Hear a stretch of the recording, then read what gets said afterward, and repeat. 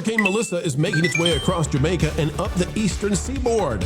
Despite the fact that it's not going to make a direct hit against Florida or the theme parks, it did make a direct hit against the crowds. The levels of attendance at Universal Studios and Walt Disney World plunges to levels we haven't seen since the pandemic. Today, we'll tell you how low those crowds can go in light of a storm that's going out to sea. Hello, ladies and gentlemen. It is a joy to see you here on TPP, that park place where all the news should be fun. We are joined today by Vash Sky and Jonas J. Campbell, two theme park experts extraordinaire. Gentlemen, how are you? I am thrilled to be here, and the data backs that up. Your polling is fantastic amongst producers, Jonas. I look at the attendance tracking, and Jonas, we can definitely improve on that just a little bit right there. But I am happy to be here right there, and I cannot wait to get into this topic because I will say, when examining these numbers and so forth, we thought October we were going to see steady increases up until the holiday season when they will reach their peak, or at least that's what we were thinking. Bringing this towards or forward for us has been really enlightening. Please, Pro, go ahead, take us through it. That's right, folks. Let's go to USA Today, where we've got a bounty, a cornucopia. It's that time of year. A cornucopia, I tell you, of authors. My gosh, how many people does it take to write about this thing? Hurricane Melissa moves past Cuba after hitting Jamaica. Death toll rises in Haiti, etc. Folks, thoughts and prayers to everybody who's out there in the Caribbean. This has been a horrible storm, and we don't want to make light of it by covering theme parks and how it's affecting that. It's no fun if, one of your family members is down there and devastation has occurred. And here we are talking about how it's going to affect a silly fake castle. Yeah, we get it. We're not trying to do that. But we are talking about the economies of some major businesses, Disney and Universal. But it is, as we believe right now, going to go out to sea. It's not going to hit the East Coast of the United States. At least so far, that's what it seems like. No guarantees. You all know how these things work. But if we take a look, ladies and gentlemen, at how things have been working for, the theme parks, it looks like a lot of people said, nope, not going to take a chance. Don't want to be there if that storm makes a turn to the left. And this is thrillData.com that we have here. These are the measurements per month of wait times, which we believe are correlated to attendance. And that seems to be so, especially after getting the most recent reports for 2024, which seem to line up exactly. Now, this is Disney World. And if we look at Disney World overall, you can see that October is still doing okay. It's the same kind of crowds that we saw in July. July was not good, by the way. This is going to drop, though, this last week as we go towards Halloween, because if we scroll up here, folks, we've got the breakdown by week, actually. And for this week, which will end November 2nd, according to this, that'll be the Sunday, you can see that we are down at 21 minutes on the average wait time, and it has absolutely collapsed. In fact, these are wait times that are so low, you have to go all the way back to the end of 2021 to find a time when people were waiting in lesser lines. Now, I do want to say that this is not what we are seeing at Universal Studios. In fact, we have those numbers for you as well. If we go to Universal Studios in Orlando, you can see that October is just a bonanza month for them. I mean, it's fantastic. Compared to the other months, this is a real jump. And that is overcoming something similar in this last week. As you can see, folks, this last week, Universal Studios has dropped to 19 minutes. So doesn't seem like it's a difference here. There's a difference in the prior weeks of October. Universal Studios had one of its best months ever for the first 3 weeks of October. Disney did not. It was busy, but it wasn't as busy as Universal. And this last week, though, they're both looking about the same, probably due to the hurricane. A lot of people saying, you know what? Let's cancel the vacation. I don't want to go full with it. And both of them dropping it just down around empty, truly. And if we look, Vash, I'll take this up again. Let's go back to Disney World for a minute. We're going to scroll up, ladies and gentlemen, to the crowd gauge. And as you can see, this is number 2,204 out of 2,350 in terms of busiest days for the last, I don't know, almost maybe, 7 years, something like that. Just doing the math in my head. And it's a weight factor of 1. So when we say it's empty, it's just about as empty as it can get. We've seen it hit 0 before, but it's not often. A 1 is really far down there. And of those last 2,350 days, the ones that rank lower than today at the time of recording may have been days when the park was closed due to the pandemic. So we're really down there at the lowest of the lows. extraordinary. I mean, it gets crazier too when you really think about it, because you know the October season is a lot of after hours parties, right? You have Mickey's Not So Scary and so forth, but you also have Halloween Horror Nights over there at Universal. And you would think with Halloween Horror Nights being as prolific as it is, especially for Universal Studios Florida, that you would see some attrition in terms of those wait times, only because people prioritize mazes and so forth when they're actually in the park for those special events right there. In fact, that's not what we're seeing. We're seeing very, very high numbers coming out of Universal. I think that just goes to show you, hey, look, listen, if you invest in your park product and you launch a new gate in the form of Epic Universe, people are going to go down and see it. Whereas for Walt Disney World, I mean, what's the real draw there, especially if there's going to be a storm or weather? Well, maybe I could spend $200 plus a day to be in Magic Kingdom on some other time when the weather is just right.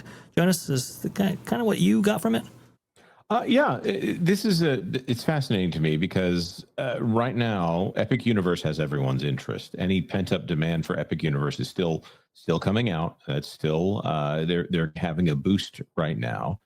And I've heard a lot more about Halloween Horror Nights than I have ever heard about Halloween Horror Nights. Maybe the fact that they're putting in that location in Vegas is raising the profile in here in Orlando.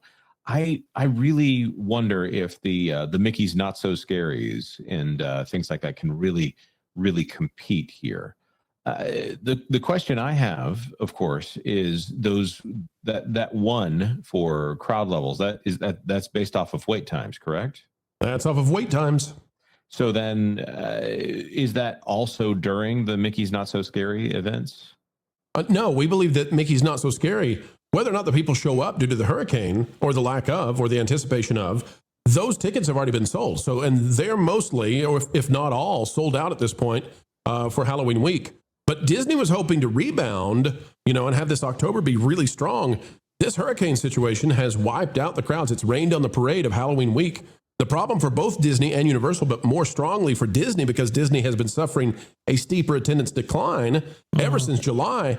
The problem is those crowds are unlikely to return until we get closer to Thanksgiving. Right. The first 2 weeks of November could be very sparse as a result of the fact that they're often sparse because Halloween's over, and a lot of the folks out there have kids. They want to bring their kids down to see the lights at Disney and all that kind of thing. We understand it, but the kids are still in school until we get to the November time. And then December, of course, brings out crowds no matter what as people get ready for that Yuletide spirit. Right. And I think that, if we look at recent events and recent announcements of the park, if we see something like what we saw for the 250th celebration that's going to be happening in 2026 around 4th of July, we know, because we have people there, that the park was pretty much empty on 4th of July. Now, not literally empty. There were people there. There were some people there. But as far as 4th of July, I appreciate that clarification. 4th of July at Disney, yeah.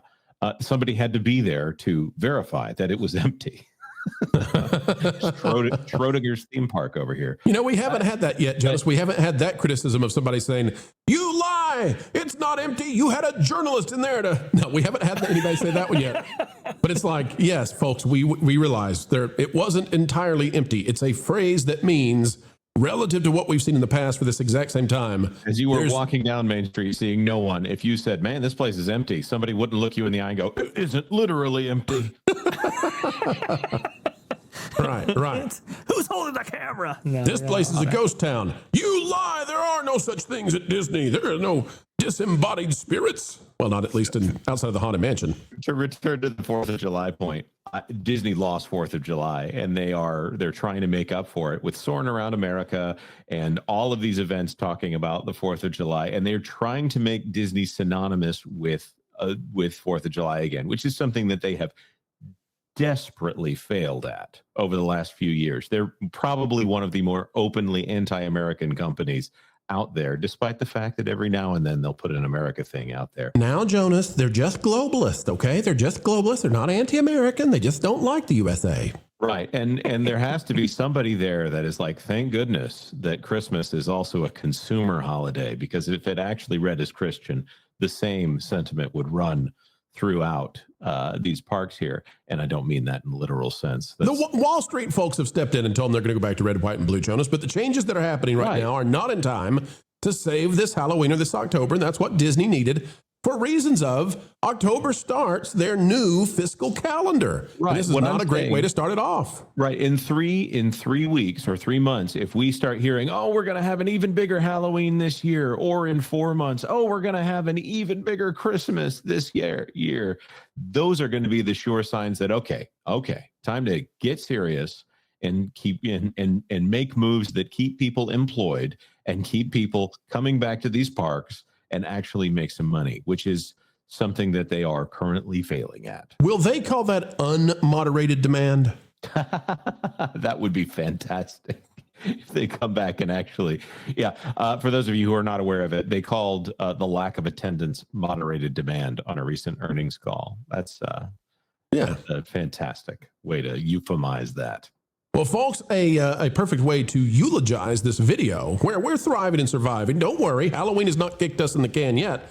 But folks, the best way for you to celebrate us is to click that like button, share, subscribe, click it, stick it to the algorithms. It is the notification bell. Drop a comment down below. Let us know your thoughts on all things Walt Disney World and Universal Studios, and tell us, have you been to either? Neither? How crowded have they been? If you were there, we'd love to hear from you. For all the news that should be fun, keep checking out Vash Sky and Jonas J. Campbell right here every time on That Park Place. Thanks for watching That Park Place News. For more information, consider checking out www.thatparkplace.com. And don't forget to subscribe, share, like, and send this out on your favorite social media accounts.